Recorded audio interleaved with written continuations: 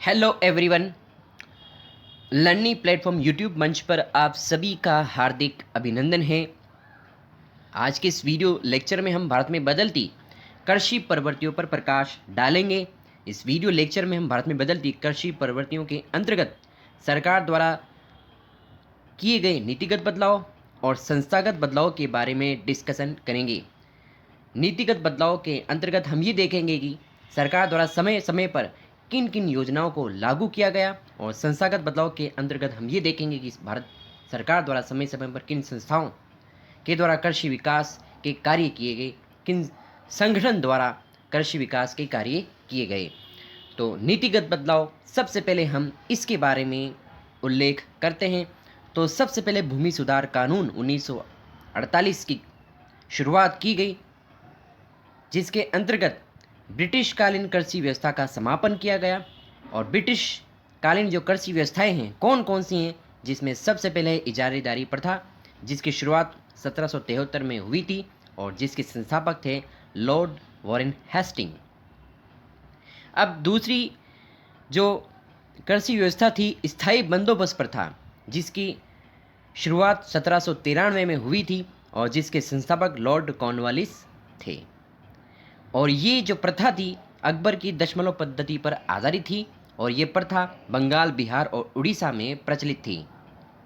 फिर है नेक्स्ट रैयतवाड़ी प्रथा, जिसका गठन 1801 में किया गया था। मद्रास और मुंबई में इसका प्रचलन था। और रैयतवाड़ी प्रथा जिसके संस्थापक थॉमस मुनरो थे। अब नेक्स्ट है महालवाड़ी प्रथा, जिसका गठन 1822 में किया गया, और ये प्रथा उत्तर प्रदेश, पंजाब में इसका प्रचलन था और जिसके संस्थापक हॉल्ट मैकेंजी थे। इस प्रकार इन सभी प्रथाओं को भूमि सुधार कानून के तहत समापन किया गया। भारत सरकार द्वारा ब्रिटिश कालीन जो कृषि व्यवस्था थी उसका समापन किया गया भूमि सुधार कानून 1948 के तहत। फिर दूसरा बदलाव क्या हुआ, भूमि का भू जोत के आधार पर निश्चित बंटवारा किया गया, जिसके अंतर्गत सीमांत कृषक जिनके पास 1 हेक्टेयर से कम भूमि होती थी उनको सीमांत कृषक कहा गया। अति लघु कृषक जिनके पास 1 से 2 हेक्टेयर भूमि होती थी उनको अति लघु कृषक कहा गया। लघु कृषक जिनके पास 2 से 4 हेक्टेयर भूमि होती थी उनको लघु कृषक कहा गया। और मध्यम कृषक जिनके पास 4 से 10 हेक्टेयर भूमि होती थी। और फिर है वृद्ध कृषक जिसके पास 10 हेक्टेयर से अधिक भूमि होती थी।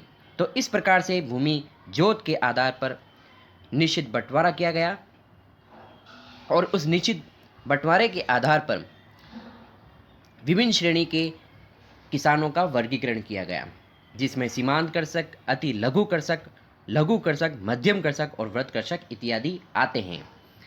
फिर है नेक्स्ट प्रधानमंत्री कृषि सिंचाई योजना 2015, इसका भी गठन किया गया। मेरा गांव मेरा गौरव योजना 2015, पटना में इसकी शुरुआत की गई थी। राष्ट्रीय किसान आयोग 2004, जिसके अध्यक्ष MS स्वामीनाथन थे। फिर है नेक्स्ट नाबार्ड, जिसका गठन 1982 में किया गया। इस प्रकार सरकार द्वारा नीतिगत बदलाव किए गए कृषि विकास हेतु।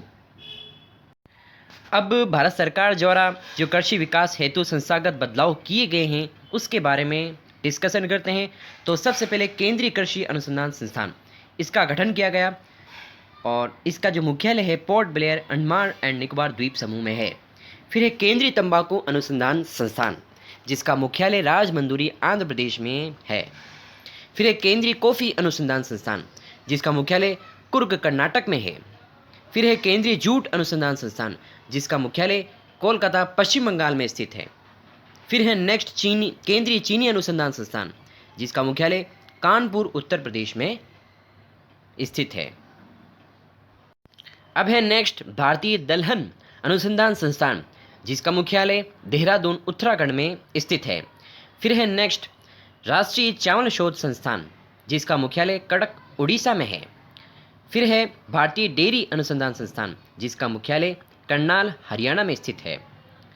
फिर है केंद्रीय वन अनुसंधान संस्थान, जिसका मुख्यालय देहरादून, उत्तराखंड में स्थित है। फिर है नेक्स्ट केंद्रीय वनस्पति अनुसंधान संस्थान, जिसका मुख्यालय लखनऊ, उत्तर प्रदेश में स्थित है। इस प्रकार भारत सरकार द्वारा जो संस्थागत बदलाव किए गए हैं कृषि विकास हेतु, उसके बारे में हमने एक एक करके डिस्कशन किया। अब हम वीडियो की नेक्स्ट स्लाइड में भारत में कृषि की स्थिति, कृषि के मुख्य प्रकार, कृषि के वैज्ञानिक प्रकार, भारत में कृषि विकास हेतु किए जा रहे प्रयास और भारत में विभिन्न फसलों के उत्पादित अग्रणी राज्यों के बारे में उल्लेख करते हैं। तो भारत में कृषि का योगदान 56% था 1947 जीडीपी में। भारत में 55% जनसंख्या कृषि कार्य पर निर्भर है जनगणना 2011 के अनुसार, और भारत में 51% क्षेत्रफल पर कृषि कार्य किया जाता है। अब हम कृषि के मुख्य प्रकारों के बारे में उल्लेख करते हैं। तो सबसे पहले है प्रारंभिक जीविका निर्वाह कृषि, जिसको स्थानांतरित कृषि भी कहा जाता है, जिसके अनुसार भूमि के छोटे टुकड़े पर खेती की जाती है। प्रारंभिक जीविका निर्वाह कृषि से तात्पर्य ऐसी कृषि से जिसके अंतर्गत किसान जीवन यापन करने के लिए अपने पास उपलब्ध सीमित संसाधनों के माध्यम से भूमि के छोटे टुकड़े पर खेती करते हैं। और ऐसे किसान जो भूमि के छोटे टुकड़े पर खेती करते हैं उन्हें सीमांत कृषक की श्रेणी में रखा जाता है। और ऐसे किसान समय समय पर भूमि के छोटे टुकड़े को हासिल करने के लिए स्थानांतरित भी होते रहते हैं। इसी वजह से प्रारंभिक जीविका निर्वाह कृषि को स्थानांतरित कृषि कहा जाता है, जिसको कई नामों से पुकारा जाता है, जिसके विभिन्न अन्य नाम ये हैं। तो सबसे पहले है कुमारी, केरल में कहा जाता है, देपा मध्य प्रदेश में कहा जाता है, पलामू मणिपुर में कहा जाता है, कुरुवा झारखंड में, पोंडू आंध्र प्रदेश में, कमना या ब्रिंगा उड़ीसा में, बोगमा मेघालय में, जारा या एटका दक्षिणी भारत में, खल हिमाचल प्रदेश में, झूम उत्तरी पूर्वी भारत में। अब है नेक्स्ट जैविक कृषि। जैविक कृषि भारत के एकमात्र राज्य सिक्किम में की जाती है। फिर है गहन जीविका कृषि, जिसके अनुसार आजीविका हेतु भूमि के छोटे टुकड़े पर अधिक उत्पादन करना। गहन जीविका कृषि से तात्पर्य ऐसी कृषि से जिसके अंतर्गत किसान छोटे टुकड़े पर खेती तो करते हैं लेकिन अधिक उत्पादन की दृष्टि से, अधिक लाभ कमाने की दृष्टि से करते हैं। फिर है नेक्स्ट रोपण या बागान कृषि, जिसके अंतर्गत आने वाली फसलें हैं नारियल, रबड़, चाय, कॉफ़ी इत्यादि।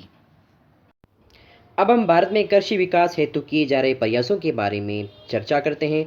तो सबसे पहले हरित क्रांति, जो कि 1966 या 67 में लाई गई थी, और ये क्रांति खाद्यान्य फसलों से संबंधित थी। खाद्यान्य फसलें जिसके अंतर्गत गेहूं, चावल, मक्का, बाजरा और हरी सब्जियां आती हैं।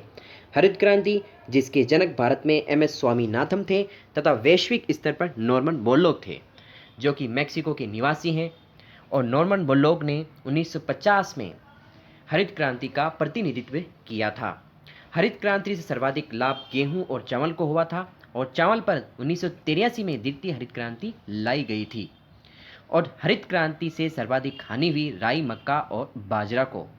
अब है नेक्स्ट श्वेत क्रांति या फ्लड ऑपरेशन।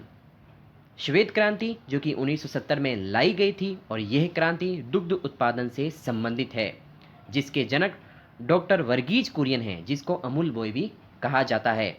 अब है नेक्स्ट पीली क्रांति, जो कि तिलहन उत्पादन से संबंधित है।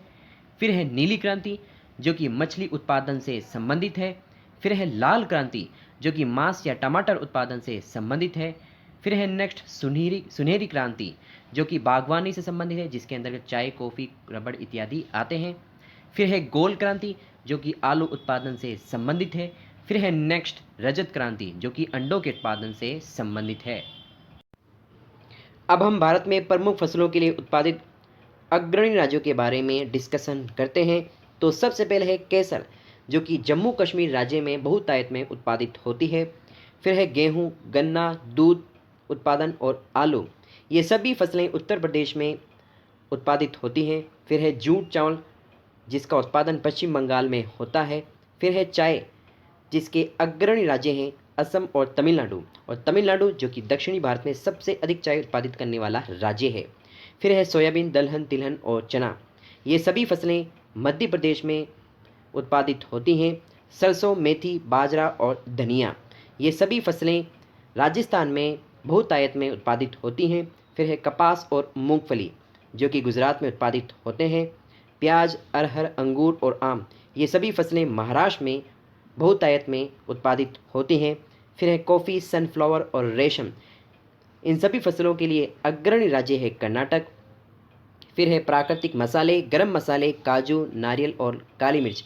इन सभी फसलों के लिए उत्पादित राज्य है केरल। फिर है नेक्स्ट हल्दी, तंबाकू और मक्का। ये सभी फसलें आंध्र प्रदेश में उत्पादित होती हैं। अब हम कृषि के वैज्ञानिक प्रकारों से परिचित होते हैं, जिसमें सबसे पहले है सेरीकल्चर, जो कि रेशम कीट पालन से संबंधित है। फिर है एपीकल्चर, जो कि मधुमक्खी पालन से संबंधित है। फिर है विटीकल्चर, जो कि अंगूर की खेती से संबंधित है। फिर है हॉर्टिकल्चर, जो कि बागवानी कृषि से संबंधित है। फिर है पीसीकल्चर, जो कि मछली उत्पादन से संबंधित है। फिर है नेक्स्ट सिल्वीकल्चर, जो कि वनों की खेती से संबंधित है। आई होप ये वीडियो आपको अच्छा लगा होगा। अगर ये वीडियो आपको अच्छा लगता है तो वीडियो को लाइक कीजिए, शेयर कीजिए और चैनल को सब्सक्राइब भी कीजिए और बेल आइकन पर भी प्रेस कीजिए ताकि नेक्स्ट वीडियो की लेटेस्ट अपडेट आपको तुरंत रिसीव हो सके। See you soon with next video. तब तक के लिए take care, best of luck. जय हिंद, जय भारत।